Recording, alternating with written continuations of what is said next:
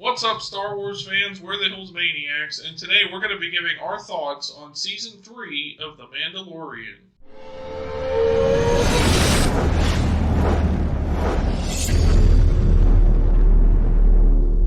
So first of all, I just want to start off by saying that I wish those 2 episodes of basically The Mandalorian Season 2.5 that were in the Book of Boba Fett would have been the start of this season, because anybody that didn't watch that wouldn't know how Grogu got back to Mando, why Grogu wasn't with Luke Skywalker anymore, which is what we saw at the end of Season 2, I wish they would have started the season with that, because that's a more impactful sort of beginning to the season, I think.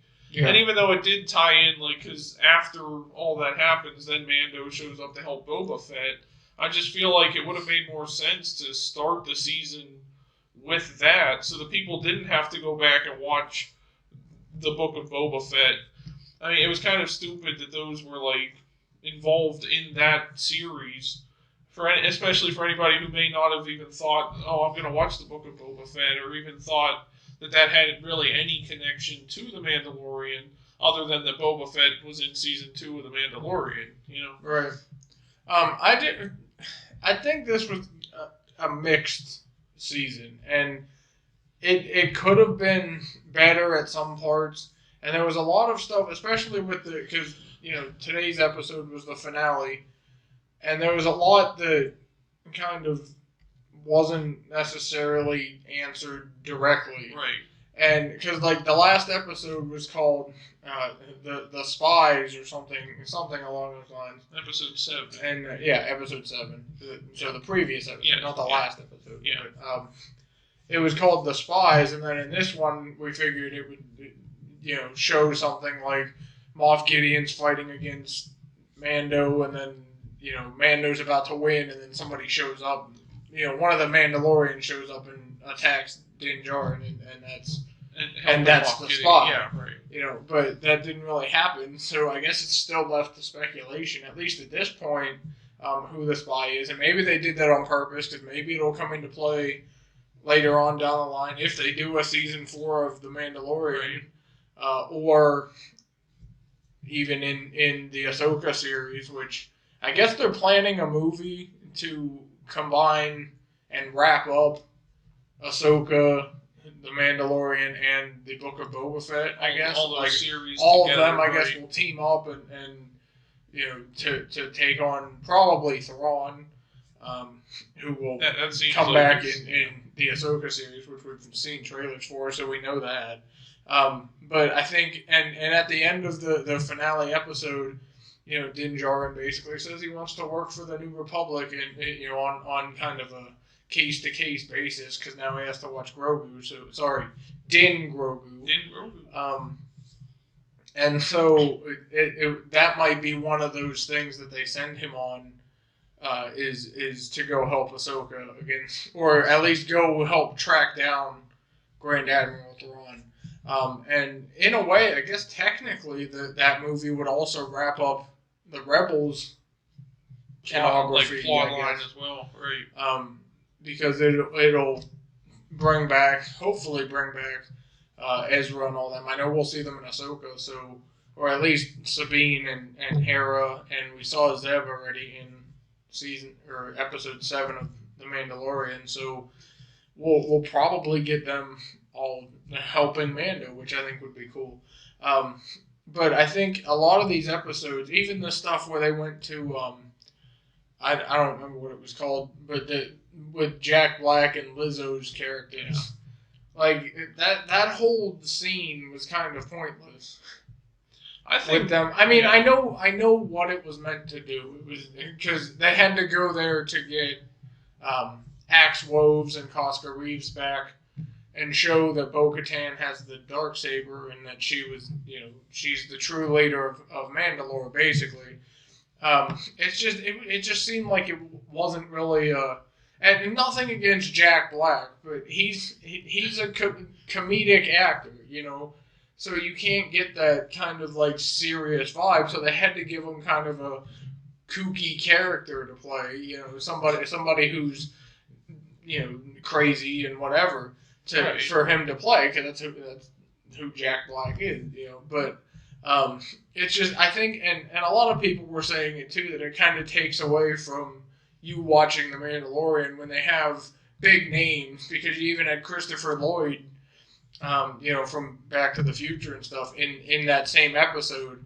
So it was kind of like all these stars together, and I mean, I don't really see an issue with it, where it takes my focus away from the episode. But it's just when you don't have a main plot, I guess, for that episode that has like a battle scene or something big going on, and it's just kind of like a side quest in a video game type of thing. Right. Then I guess it doesn't really have that same impact, and I guess Jack Black would then take your focus away, because it's like, oh, they got this this big actor to do this small role. But I mean, yeah, it's set up in the thing, but overall I didn't mind this season. It was definitely better than Book of Boba Fett. More Mandalorian than Boba Fett. Right. I don't know, just for me personally, this whole season seemed like it kind of bounced all over the place a little bit. And I've heard it said, just the whole Mandalorian series overall is a series of side quests, really. Because every time Mando has something he needs to get done, something he's trying to accomplish or whatever, he always gets sidetracked having to help someone else in order for them to help him. And that's like what the whole series has been. And we got a lot of that kind of in season 3 here. But what I really didn't like was that they tried to make the focus, especially from those 2 episodes in the Book of Boba Fett, they focused on the fact that Din Djarin can no longer be a Mandalorian because he's taken his helmet off in the past and he broke the creed and all that stuff. So I thought that was going to be, this whole season was going to focus on Mando trying to get back to becoming a Mandalorian, to bathe in the waters of Mandalore and follow the creed again and be reborn as a Mandalorian type of thing. And they did that for like 2 episodes, and then it was kind of like, all right, we're moving on to this thing now. And they started to focus more on, I guess, in a way, Bo-Katan kind of became the main focus, because she's the one tasked with going to find other Mandalorians to recruit, because they found out that Mandalore was habitable again, kind of thing, or at least they could live on it and it's not actually toxic or whatever like they thought it was. And that kind of shifted the focus away from Mando a little bit, which I guess in a way makes sense, because it's not really about him, but the whole series has been about him in the first 2 seasons. It's Mandalorian is kind of a plural, I guess. Yeah, that's what I was going to say. It's saying the Mandalorian. It's not necessarily referring to Din Djarin. It could be referring to anyone or any faction of the Mandalorians, So I guess in a way, it being about Bo-Katan could be, I think maybe they just called it The Mandalorian and focused on Din Djarin because people weren't interested in Bo-Katan. So like if they had just made a series about Bo-Katan, people which would is be basically what those episodes of the Clone Wars and Rebels and all that would have been. But I mean, at least it wasn't like they focused on a random character. Although there was one episode that did that, where it was showing off basically leading to Moff Gideon's return. But I feel like this season mostly just jumped all over the place from one plot to another. Yeah. Like, they wanted to bring back Moff Gideon, so they did that in one episode and showed what he's been doing. And honestly, for me, episode 7 was the best episode of this season, I think, because that's where we really found out Moff Gideon's alive. We found out what he's been doing, making clones of himself and giving himself this new Beskar armor. And we found out basically who rescued him, I guess, which was, I'm going to say, his stormtroopers or clone troopers or whoever that would have rescued him with the Beskar armor. Yeah, they would have been, because they said they found traces of Beskar left in the ship that was holding Moff Gideon. So I guess technically, in a way, they would have tried to set up like the Mandalorians rescued him so that other people would think, oh, don't trust the Mandalorians because they released Moff Gideon, or get them to go against the New Republic. Right. They attack the Republic ship and but nothing ever came of it either. So. Yeah, and they kind of threw that to the side a little bit too. Right. Because just to have an anticlimactic ending, really, where like Moff Gideon was killed by fire, pretty much, even though you're in Beskar steel and stuff. I don't know. It kind of felt all over the place, in my opinion. Yeah, there was a lot of focus on Dr. Pershing on Coruscant, and that was one full episode. His cloning technology, I guess, if you will, that they had tried to use in season 1 of The Mandalorian when they needed Grogu to clone or take his DNA to clone or whatever they were trying to do. And then it focused on him on Coruscant, and then his mind got wiped and all this other crap, and then stuff happened. And it was basically like the Mon Mothma stuff of Andor.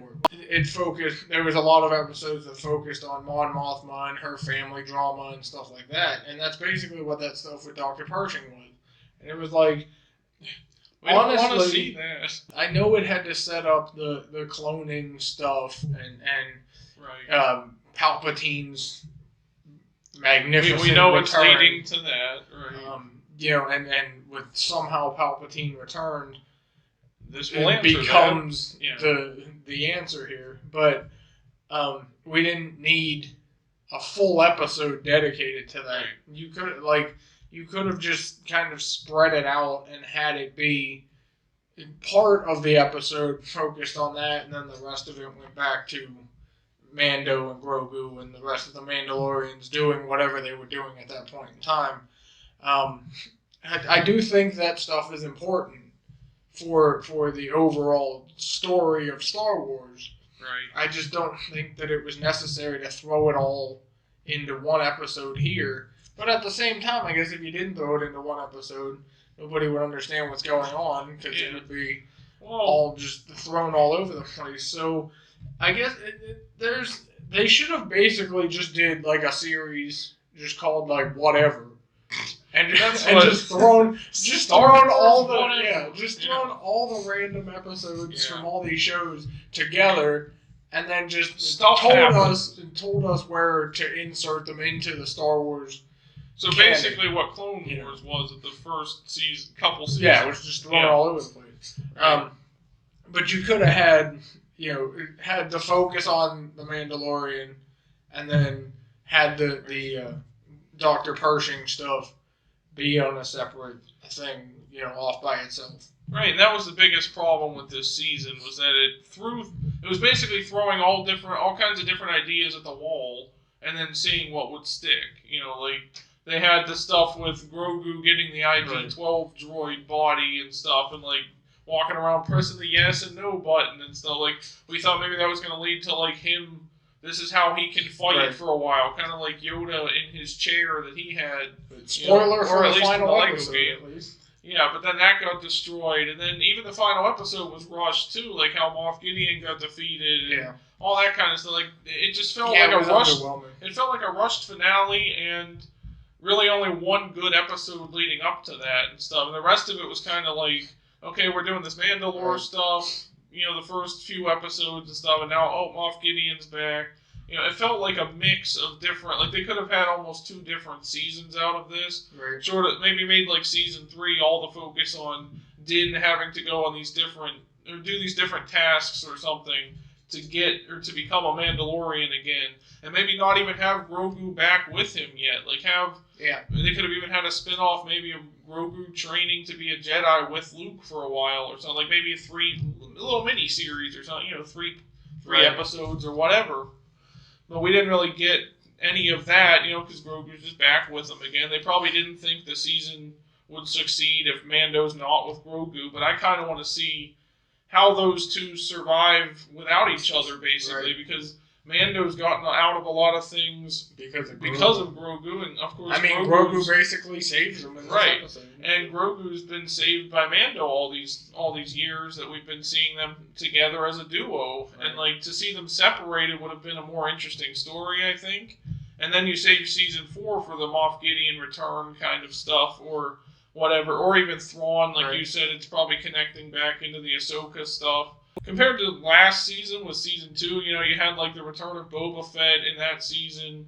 You had Luke Skywalker returning. Ahsoka showed up in that season. Like, that season felt really cool because it was like they're showing us this broader world of Star Wars. And I kind of mentioned that when we reviewed that season, or things in that season as well, where it feels like this is a separate Star Wars from like the movies. You know, like it's its own little sort of Mandalorian type Star Wars spin-off kind of thing, where it's these 3 shows are connected to each other: the Ahsoka, Right. Book of Boba Fett, and Mando, and they have their own little connected universe together. But I feel like what they did with this season was they were trying to connect it to the next part of this bigger story that they're trying to tell with Ahsoka and all that kind of stuff.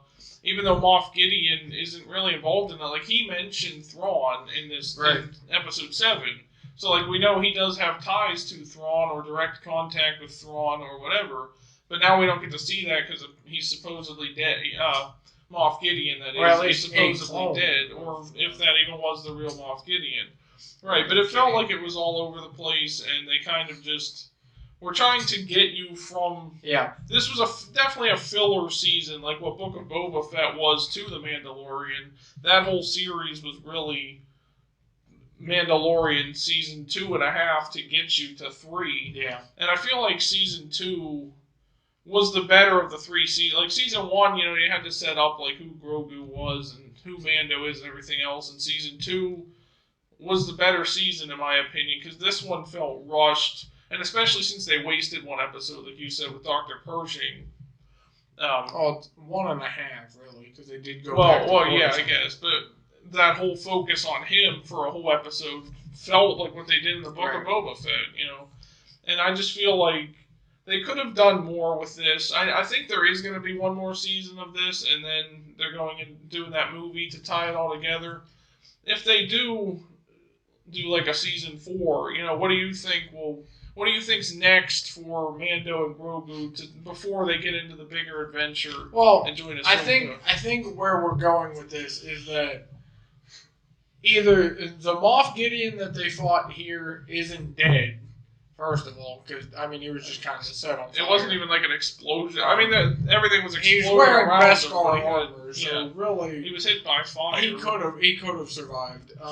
But either that one survives, or there is another either clone or the actual Moff Gideon, if this one wasn't, that's still out there somewhere and will be Thrawn's right-hand man. I think along with many other people, were hoping that it would take Bo-Katan rising up with the Mythosaur from the waters of Mandalore with the Darksaber in hand to defeat Moff Gideon, and that didn't happen. Right. And so we did see the Mythosaur after Grogu basically connected with it. So maybe Grogu will be the one to ride the Mythosaur. You know, and the Darksaber got destroyed, so that's gone. Who knows where that's going to come into play? Yeah. But like, it's just it was underwhelming overall, I think. And if they do a season 4, it's I guess it's okay. For the way they ended this, because then it can just kind of build into that, and then you can be like, "Oh crap, Moff Gideon's still alive," and have him working in the shadows like Palpatine is basically, because they've kind of been setting Gideon up from season 1 even that he is another Palpatine in a way. You know, he's obsessed with like creating these clones of himself so that he can survive forever, and creating a perfect clone and a perfect army of his clones so that he will rule the galaxy forever. So he basically is Palpatine, and when you get that aspect of that, and then you look at it, so maybe the real Moff Gideon is still alive, and he's with Thrawn wherever Thrawn is, and this Moff Gideon was just a clone. This could have been the perfect clone that they were talking about, or as close to it. Basically, the Snoke of his clones. You know, the ones that he picked out to represent himself. It'll set it up, I think, like that to where the cloning was successful before Palpatine. Right. I don't think all of his clones were in those pods. Because there was only like 6 of them. Yeah, I think they figured out. I know it's still technically the beginning of the cloning process, but no one said that it had to look like him. Because we see Snoke is obviously a clone or partial clone of Palpatine, and he doesn't really look like Palpatine. So, right. It doesn't necessarily have to look like Moff Gideon. It could be, disformed or whatever, and still be a clone of Moff Gideon, and still be just as powerful. Or maybe even Thrawn is a clone, and the Thrawn from Rebels is dead, but the new Thrawn is a clone of Thrawn. Right. And he's even stronger with the Force because he's a clone. Right. And where are they doing this cloning at? I think that'll be a fun thing to explore. That brings up a good point too. Like that could be almost the plot of season 4 of The Mandalorian. Like they thought they killed Gideon, but then Mando starts going on other adventures or whatever he ends up doing in this season, and then runs into other clones of Moff Gideon, or somebody mentions like, I saw Moff Gideon, and they're like, Moff Gideon was defeated, but maybe he wasn't. They start sending all these Moff Gideon clones around to take people out or do something for the new Empire or whatever, or the First Order, I guess. But I think that would be interesting as well, because then it's like that lingering threat of Moff Gideon. He's not dead, even though he was. We see him get killed in this season finale, and that's where I feel like it could have benefited from like a post-credit scene or something too, where like we see a room with more Moff Gideons or Moff Gideon's still alive or whatever, but they didn't give us that, and that's why this season finale felt a bit rushed. And for me, I think season 4 should mainly focus on or it should maybe start off with Mando doing what he said he was going to do at the end of this season, kind of protecting Navarro, and then things start to happen where, now he has to go on another adventure to rescue somebody, maybe an old ally, contacts him.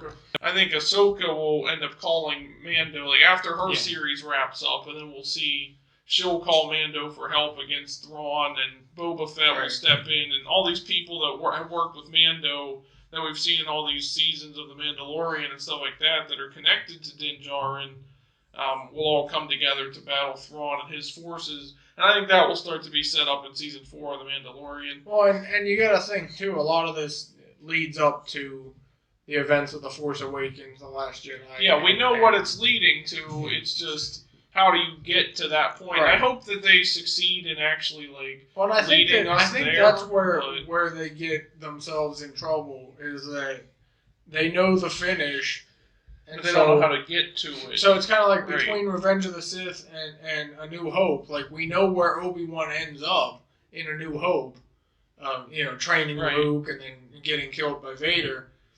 Whereas they had to fill that in with the Obi-Wan franchise, and yet it's technically he still looks like he did in Revenge of the Sith, even though it's really only 7 years or whatever before A New Hope, so or however long it was. So it should have been, he should have looked different and stuff. So I think that's where they end up messing things up, is when they try to put too much into a certain area of time that they don't have to fill the gap. Right. So, even the Rogue One movie between 3 and 4, it didn't fill that entire, however long of a gap that was. I think it was 10 years or whatever it was, between Revenge of the Sith and A New Hope. It didn't fill that whole gap, but it connected directly to A New Hope, which I guess worked, but you still have to, where it goes, and if you set something up and it doesn't get to where it's supposed to, then what was the point? Right, exactly. Because, and that's the problem when everybody's looking for that specific setup, to get us to where we're at. If they had said, for sure, guaranteed that this was the last season of The Mandalorian, and they ended on this episode, and this is the last thing before The Force Awakens, And it was just kind of like, well, we just spent all this time watching The Mandalorian for nothing. For nothing, You know? right? Exactly. And so I know they didn't confirm that this is the last season or anything, so there might be one more. They might have them, whatever, finish it up in another series or something. Right. But you can't just have it not end. But overall, I think they could have done a better job with this season. I wish there would be more episodes than just 8. That way they could have told more of the story, given more time for it to sort of play out. Like, have a couple episodes where it's just like Mando doing whatever, but then it still picks back up. Like 12 episodes would have probably been fine, or whatever. I mean, they did that with of the 8. Yeah, I know. And of the 8 we got, I think I'd say maybe like 2 or 3 of them were okay or good, and then the rest were kind of like whatever. Like, I was interested in like the Mandalorian stuff. How is Din Djarin gonna get to be a Mandalorian again, kind of thing, and the stuff with Moff Gideon. But then the stuff leading up to it wasn't necessarily that exciting. I am looking forward to seeing where this goes next, and I especially want to see like what ends up happening with Grogu by the end of all this. I hope it all ties up in a nice little bow. Yeah, it actually leads to a satisfying conclusion. But let us know what you guys thought of Season 3 of The Mandalorian down in the comments section. Also, be sure to like this video and subscribe for more. Thank you for watching this video, everyone. And remember not to break the creed. And we'll see you guys in the next one. This is the way.